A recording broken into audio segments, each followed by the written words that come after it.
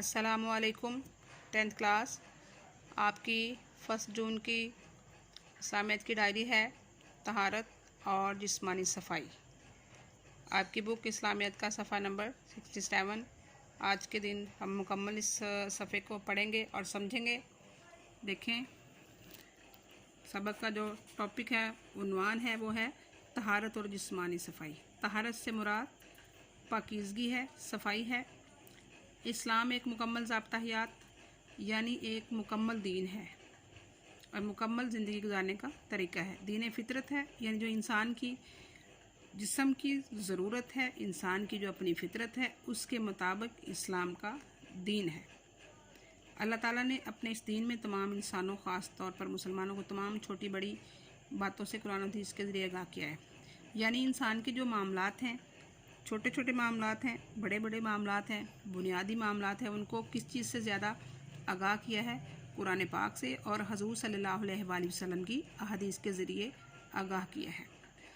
और अल्लाह ताला ने हज़ूर सल्लल्लाहु अलैहि वसल्लम को अपना आखिरी नबी बनाकर अपने दीन को अमली तौर पर समझा दिया। यानी हज़ूर सल्लल्लाहु अलैहि वसल्लम के नबी आखिरी ज़मां होने में एक ये भी बुनियादी बात है कि आपके आने से दीन मुकम्मल हो गया है, अमली तौर पर समझा दिया। यानी इसमें हर चीज़ वाज़ेह हो गई है, कुछ और समझाने की ज़रूरत बाकी नहीं रही, यानी किसी और नबी की ज़रूरत बाकी नहीं रही और दीन को मुकम्मल तौर पर हज़ूर सल्लल्लाहु अलैहि वसल्लम ने समझा दिया।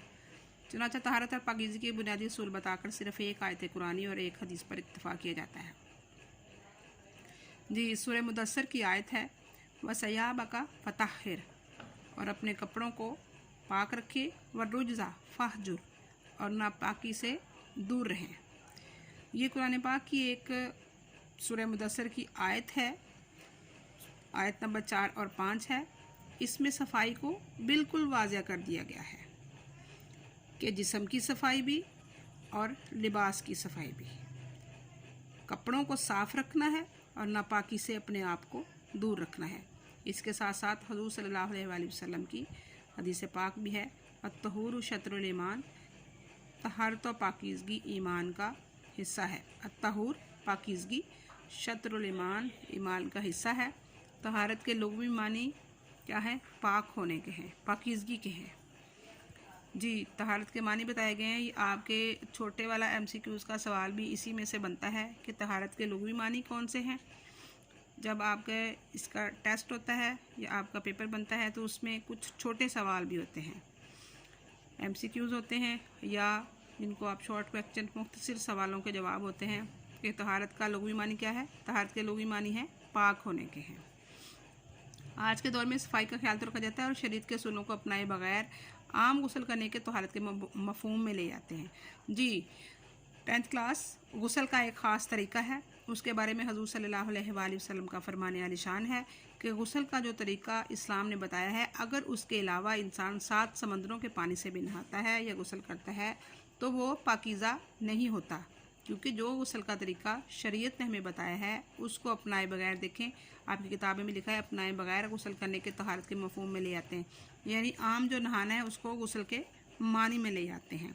गुस्ल का एक ख़ास तरीका है, उसके मुताबिक ही पाकीज़गी हासिल होगी।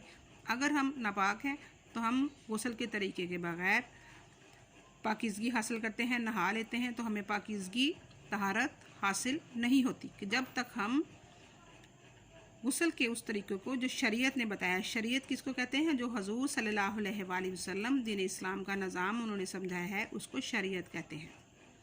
तो शरीयत के मुताबिक जो हम गुस्ल करेंगे उससे हमें पाकीज़गी हासिल होगी, उसके अलावा हमें पाकीज़गी हासिल नहीं होगी। हालांकि तहारत का शरई मफ़हूम बिल्कुल मुख्तलिफ है और शरीयत के बताए हुए असूलों और इसकी शराइत के मुताबिक सफाई नहीं ना की जाए तो तहारत नहीं होगी। वही बात कि जब तक शरीयत के बताए हुए असूल के किस तरीके से हमने गुस्ल करना है, मिसाल के तौर पे गुस्ल का एक ख़ास तरीका है कि सबसे पहले हम अपने जिस्म को जो है साफ़ करेंगे, तहारत हासिल करेंगे जिस्म की, उसके बाद मुकम्मल वज़ू करेंगे और फिर सीधे कंधे पर जो पानी डालना है 3 मरतबा पूरे जिस्म पर बह जाए और फिर बाएं कंधे पर डालना है, उसके बाद अपने सर में पानी डालना है। ये गुस्ल का शरई तरीका है और पूरे जिस्म को सर को अच्छी तरीके से शैम्पू से साबुन से धो लेना, ये गुस्ल का तरीका है। लेकिन अगर इसके अलावा हम पूरे जिस्म को सबसे पहले साबुन से धो लेते हैं, वज़ू नहीं करते, तो हमें तहारत हासिल नहीं होती, पाकीज़गी हासिल नहीं होती, क्योंकि हमने शरीयत के मुताबिक गुस्ल नहीं किया। और जब तहारत हासिल ना होगी तो तहारत के ना होने की वजह से कोई इबादत कबूल नहीं होगी। जब तक हमारा वज़ू कायम नहीं होगा, हमारा गुस्ल नहीं होगा, हमें तहारत हासिल नहीं होगी, तो हम नमाज भी नहीं पढ़ सकेंगे और कुरान पाक भी नहीं पढ़ सकेंगे। तहारत में 2 चीज़ें शामिल हैं। सबसे पहले वज़ू का तरीका आप सबको आता ही होगा।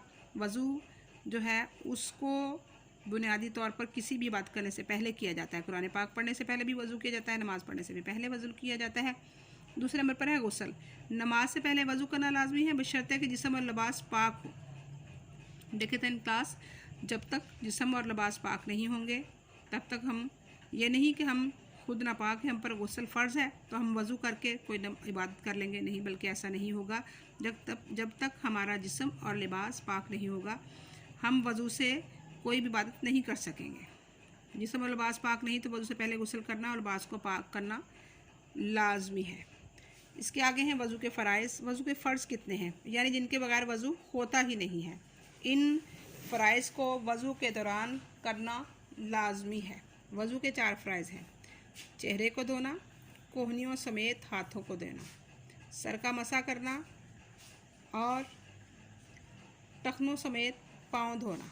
जी, जब तक हम ये चारों फ़राइज़ जो है वो अदा नहीं करेंगे, हमारा वज़ू नहीं होगा। इन चारों में से अगर हम चेहरे को नहीं धोते तो भी हमारा वज़ू नहीं होता, अगर हम सर का मसा नहीं करते तो भी हमारा वज़ू नहीं होता, मसे को हम इतना अहमियत नहीं देते, तो ऐसी सूरत में भी हमारा वज़ू नहीं होता। अगर हम पाँव नहीं धोते तो भी हमारा वज़ू नहीं होता। इन चारों चीज़ों को धोना फ़र्ज़ है वज़ू में। इसके अलावा बाकी चीज़ें सुन्नत और मुस्तहब हैं। जी, जो हम बाजुओं का मसा करते हैं वो भी मुस्तहब है, सुन्नत है। हम 3 मरतबा एक जो जिस्म का अज़ा है जो वज़ू में शामिल है, उन अज़ा को हम 3 मरतबा धोते हैं। वो किस लिए कि वो हज़ूर सल्लल्लाहु अलैहि वसल्लम की सुन्नत है। और उंगलियों का खलाल करते हैं, ये भी सुन्नत है। उंगलियों के अंदर, पाँव की उंगलियों के अंदर हम उंगली से, हाथों की उंगली से खलाल करते हैं। कुछ लोग जो मर्द हज़रात हैं वो दाढ़ी का खलाल करते हैं, तो उससे मुराद यही है कि ये चीज़ें सुन्नत हैं। ऊपर जो बातें 4 बताई गई हैं वो चारों फ़र्ज़ हैं। उसके अलावा जो चीज़ें हैं वो सारी जो हम वज़ू में करते हैं वो सुन्नत है। यानी हम शहादत की उंगली ऊपर उठा के वज़ू करने के बाद कलमा शरीफ पढ़ते हैं, ये भी सुन्नत है। वज़ू का बचा हुआ पानी पीते हैं, ये भी सुन्नत है। यानी इन चारों फ़राइज़ के अलावा जो भी बातें हम वज़ू में करते हैं वो सारी सुन्नत और मुस्तहब। सुन्नत से मुराद हुज़ूर सल्लल्लाहु अलैहि वसल्लम के तरीके पर है, और मुस्तहब से मुराद नेकी हासिल करने के लिए जो काम किया जाता है, पसंदीदा है जो है काम, उसको मुस्तहब कहते हैं। बाकी चीज़ें सुन्नत और मुस्तहब हैं।